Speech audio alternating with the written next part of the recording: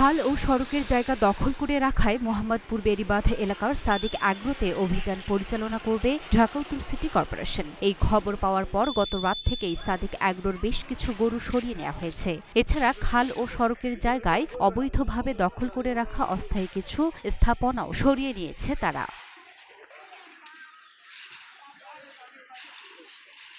আজ সকাল 10টার দিক থেকে মোহাম্মদপুর বেড়িবাঁধ এলাকার সাদিক অ্যাগ্রোর সামনে ঘুরে দেখা গেছে রাস্তায় এবং খালের জায়গায় থাকা বেশ কিছু স্থাপনা ইতিমধ্যে সরিয়ে নিয়েছে তারা। এছাড়া গত রাত থেকেই বেশ কিছু গরু ছাগল সরিয়ে নেওয়া হয়েছে। এদিকে গরু বা স্থাপনা সরিয়ে নেওয়ার বিষয়ে কথা বলতে রাজি হননি সাদিক অ্যাগ্রোর কেউ। ডিএনসিসি সূত্রে জানা গেছে বেলা 11টার পর যেকোনো সময় ডিএনসিসির পক্ষ থেকে মোহাম্মদপুর বেড়িবাঁধ এলাকায় অবস্থিত সাদিক অ্যাগ্রোতে অভিযান পরিচালনা করা হবে।